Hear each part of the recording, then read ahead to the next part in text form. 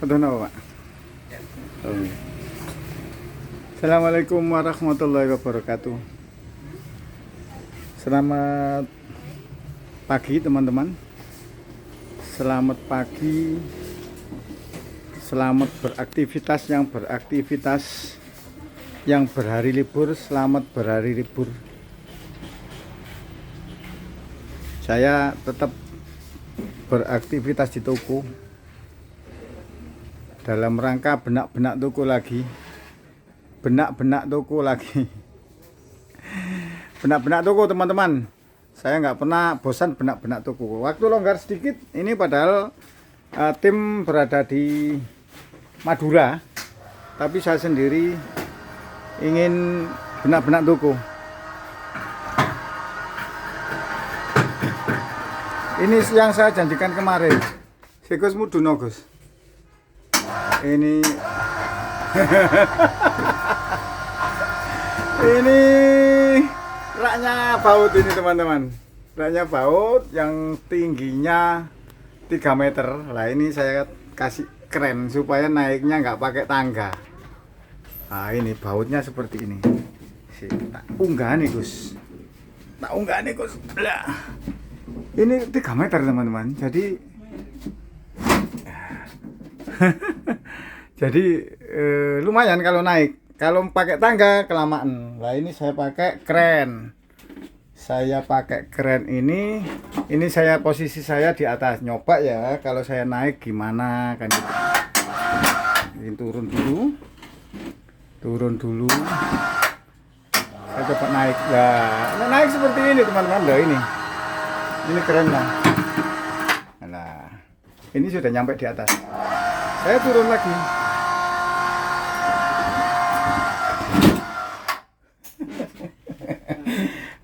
Ono ayah kesik ya. Ya. Seperti inilah. Ini nomornya. Jadi baut itu kita urutkan bener-bener. Nah, ini nomor alamat laci X253254. Nah, ini saja jumlahnya 400. Ini nanti X sampai X400. X400. Lacinya baut ini padahal hanya skrup saja ini. Skrup JP, skrup JF. Itu jumlahnya 400. Nah, belum yang baut-baut ini. Ini masih dalam tahap. Nah, ini baut heksa kuning. Seperti ini. Baut heksa kuning. Terus ini baut L. Ini baut L hitam. Terus ini baut baja. Ini baut baja seperti ini. Ini di laci besar. Terus ini bentar kasih liwat. Baut heksa hitam, ada heksa putih. Ini teman-teman. Ini baut heksa putih. Jumlahnya segini. Ini baut CB. Masih belum selesai nih. Banyak ini ring-ring, nanti tempatnya juga dipindah lagi. Ginilah. Kalau kita punya toko dan ingin nyaman, ingin manajemennya itu jelas, ingin stok opnamnya itu mudah, ingin manajemen keuangannya juga jelas. Jadi kita harus menata, benar-benar ditata teman-teman. Ditata, toko itu ditata supaya apa? Supaya nyaman, itu saja. Karena bagi saya usaha itu merupakan hiburan. Kalau merupakan hiburan itu harus nyaman. Usaha hiburan kok tidak menyenangkan, itu bukan hiburan namanya. Saya kan mengatakan toko bahan bangunan saya itu sebagai hiburan juga, hiburan yang menghasilkan.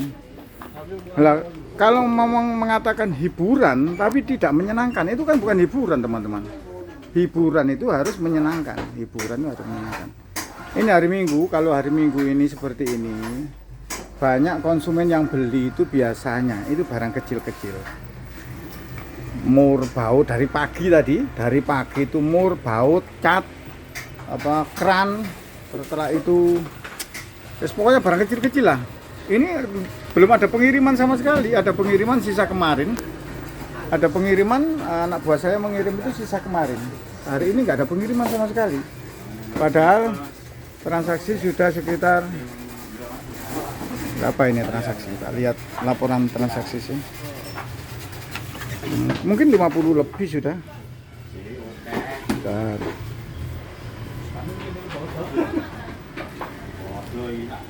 Di HP konengan di iki. Ini teman-teman, tunjukkan laporan transaksi ya.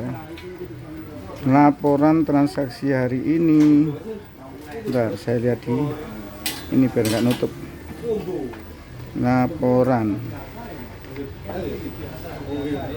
Laporan transaksi penjualan ini. Laporan transaksi penjualan. Bentar ya, tak miringkan biar tahu teman-teman. Penjualan hari ini berapa? Yang datang sudah 55 orang. Pendapatannya cuma 2.275.000, tapi profitnya sudah 715.000, hampir 50%, hampir tapi teman-teman. Karena apa? Karena yang dibeli adalah barang kecil. Coba ya, saya bukakan ya. Pendapatan 103 apa ini? Sok Sokrat, keran angsa. Tak bukakan biar teman-teman tahu. Ada lagi yang besar, kecil tapi ini apa ini? Loh, driwal hitam 6 kali gantungan pigora kawat loket. Barang-barang seperti ini untungnya besar teman-teman. Tak carikan yang untungnya gede. Oh, ini apa ini? Keni matabor beton SDS ya. Tak tunjukkan lagi, tak carikan lagi lah ini hampir 50% kan. Apa ini? Matabor besi molar. Juga lagi. Nah ini apa pendapatan 11.000, keuntungan kok segini. Nah ini teman-teman pasti penasaran dan penisirin. Baut CF ya, mur M4 gitu, keuntungannya segitu teman-teman. Nah sudah dari hal seperti ini saya ingin berbagi kepada teman-teman, bagaimana mesti menangani toko itu agar menyenangkan, saat seperti ini, kondisi seperti ini baru benar-benar saya rasakan, saya rasakan bahwa toko kalau ditata, toko kalau di-manage dengan baik, itu benar-benar nyaman. Saya kemarin kedatangan seorang sales, nggak tahu itu benar atau nggak tahu itu salah. Ya sebenarnya sih dari kemarin juga banyak sih sales-sales yang sudah mengatakan pembayaran banyak yang mundur, pembayaran banyak yang lambat, pembayaran banyak yang zong. Itu kemarin itu sudah banyak yang mengatakan itu. Cuman kemarin itu nggak tahu ada sales itu ngomong itu dari hati ke hati. Karena waktunya agak longgar, dia mengatakan, Pak, mohon maaf Pak ya, saya kok salut dengan penataannya Pak Jamadi, salut dengan manajemennya Pak Jamadi. Apa yang dikatakan? Dari sekian toko Pak, dari sekian toko yang saya datangi di Kecamatan Sukodono, Kecamatan Krian, di sekitar saya maksudnya, di sekitar toko di sekitar saya, itu banyak yang mulai agak kalau dia mengatakan itu mulai agak kolab. Bahkan ada yang sudah ditinggalkan oleh pemiliknya karena tidak mampu membayar supplier. Nah, dari pelajaran ini teman-teman, konten YouTube saya ini sudah saya share itu mungkin 3 tahun yang lalu. Yang pertama kemarin itu 3 tahun yang lalu lah. Itu sudah saya share untuk menangani toko supaya nyaman, apalagi toko itu sudah berjalan, toko itu sudah dipercaya oleh supplier, toko itu sudah punya modal kepercayaan. Itu yang penting itu kita tinggal mengelola keuangan supplier, mengelola keuangan pembayaran supplier. Sebenarnya tinggal itu saja kok. Yang lainnya saya kira ya begitu saja lah. Toko laris, toko nggak laris, itu sebenarnya kalau saya berkali-kali mengatakan toko laris, toko nggak laris, toko rame, toko nggak rame, itu bukan wewenang kita, bukan bukan kemampuan kita untuk menjadikan toko itu laris, toko itu nggak laris. Itu karena sudah ada wewenangnya sendiri, jadi kita nggak bisa masuk ke wewenang itu, nggak bisa. Kalau kita berusaha untuk supaya toko itu bertahan, berusaha toko itu supaya laris, itu berusaha. Tapi untuk menjadikannya bukan wewenang kita untuk menjadikannya. Usaha kita ya biasanya ya kita pelayanan terbaik, harga kompetitif. Setelah itu trik umum atau tip umum yang semuanya itu bisa ngomong, semuanya itu bisa melaksanakan, tapi hasilnya kan nggak sama. Tapi yang saya sering saya share itu cara mengelola toko dengan nyaman gitu ya teman-teman. Dengan nyaman, cara mengelola toko itu dengan tidak tidak was-was. Was-wasnya bagaimana, kalau nanti toko saya sepi itu bagaimana, nanti kalau pendapatannya berkurang bagaimana, apa yang saya pakai untuk membayar supplier, kan seperti itu.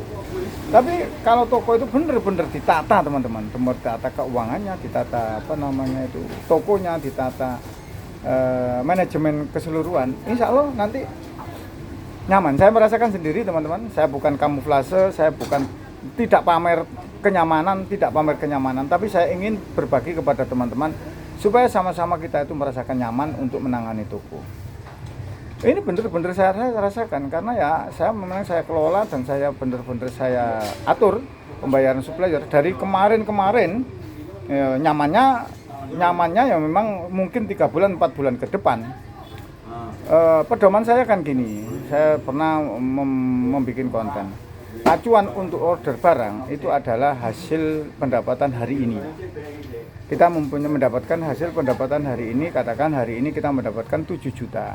Nah, kita ambil 80%-nya dari 7 juta itu untuk order, untuk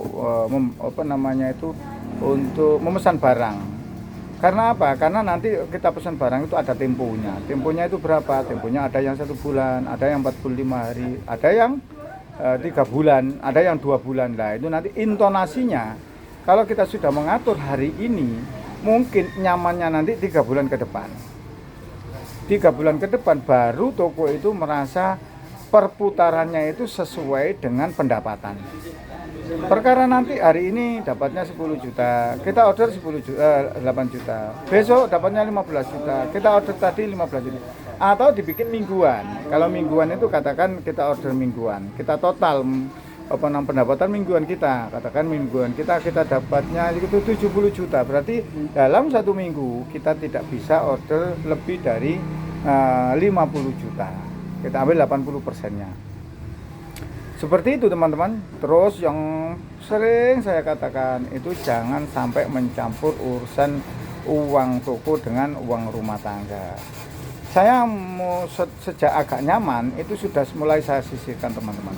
Pendapatan profit kotor harian itu sudah saya sisihkan. Pendapatan kotor atau profit kotor harian itu setiap hari saya ambil. Untuk apa? Untuk gaji karyawan. Karena karyawan saya gajinya mingguan, jadi setiap hari saya kumpulkan. Dapat berapa? Dapat 1 juta, dikumpulkan 1 juta, dapat 1.500.000 kita ambil. Semuanya kita ambil. Sisanya kita pakai untuk membayar supplier.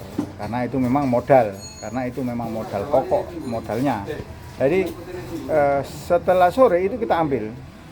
Pendapatannya berapa? Kita lihat di mesin kasir. Pendapatannya 1 hari ini 15 juta. Nah, tadi membayar supplier berapa? Ya terserah, dapat bayarnya 5, 10 nggak apa-apa. Tapi yang pokok penting itu kita ambil profit kotor dulu. Nah, profit kotor kita kumpulkan dalam 1 minggu. Setelah 1 minggu itu kita nanti ada kebutuhan untuk membayar karyawan. Nah, itu kita keluarkan atau kita sediakan untuk biaya operasional, bensin, apa namanya itu, kertas, plastik kresek, mesin kasir, biaya mesin kasir itu kita ambilkan dari profit kotor itu. Setelah profit kotor itu termasuk biaya harian rumah tangga kita, atau kalau kita ngambil gaji, kita ambil gaji kita, nggak masalah, kita ambil gaji kita meskipun tanpa meskipun tanpa perhitungan gaji. Yang penting kita ambil itu profit, bukan pokok, bukan modal, nggak masalah. Seandainya sisa 1 minggu itu sisa gaji karyawan tinggal katakan 4 juta atau 3 juta, terus kita ambil dari 3 juta itu kita ambil untuk biaya hidup kita, 1 juta kayak 1 minggu atau 1,5 juta, nggak masalah. Yang penting tidak melewati sisa profit itu. Kalau sisa profit itu dilewati, terus yang kita ambil berarti modal, itu sudah modal toko. Kalau profit kotor itu masih milik kita. Nah, sisanya nanti profit bersih, ya berarti kan profit bersih itu berarti kan sisa operasional. Nah, mungkin dari 10 juta 1 minggu itu biasa sisa operasional, profit bersih kita mungkin tinggal 5 juta 1 minggu. Nah, nggak masalah, profit bersih itu kita ambil untuk biaya hidup. Begitu teman-teman, saya mengelola seperti itu. Jadi saya alhamdulillah, teman-teman mengatakan toko sepi Pak, toko waduh Pak. Saya alhamdulillah ini malah teman-teman yang lain itu agak nggak ada barang, akhirnya konsumen larinya ke saya. Kok tetangga kanan kiri tokonya banyak yang kosong barangnya karena sudah nggak bisa order. Akhirnya larinya ke saya teman-teman. Akhirnya larinya ke toko saya. Alhamdulillah ya, saya tidak mendoakan supaya tetangga atau kompetitor saya itu nggak bisa kulaan sih. Tapi ya ini adalah imbas dari pengelolaan toko yang hati-hati. Pengelolaan toko yang insya Allah benar gitu teman-teman. Jadi bener-bener nyaman saya, bener-bener nyaman. Malah seperti ini, malah saya tiap hari di toko, nggak sampai saya meninggalkan toko harus ada sales nggak saya bayar, enggak. Malah justru seperti ini, alhamdulillah untuk supplier banyak yang sudah terbayar semua, banyak yang lunas. Karena apa? Karena ya ngambilnya juga nggak terlalu banyak, ordernya nggak terlalu banyak, tapi barangnya tetap terjaga. Keberadaan barang tetap ada, nggak sampai kosong. Terus nggak sampai kita itu di stop order oleh supplier, itu loh teman-teman. Karena apa? Karena ya memang bisa membayar, masih tetap bisa membayar. Demikian, semoga video panjang ini bermanfaat saya sampaikan, dan semoga kita semua tetap dalam lindungan Allah Subhanahu wa taala. Yang kedua, semoga kita semua tetap dalam mencari rezeki, mendapatkan rezeki yang berkah, rezeki yang melimpah. Yang ketiga, semoga kita semua tetap dalam lindungan menjadi orang-orang yang bermanfaat bagi sesama. Saya akhir, assalamualaikum warahmatullahi wabarakatuh.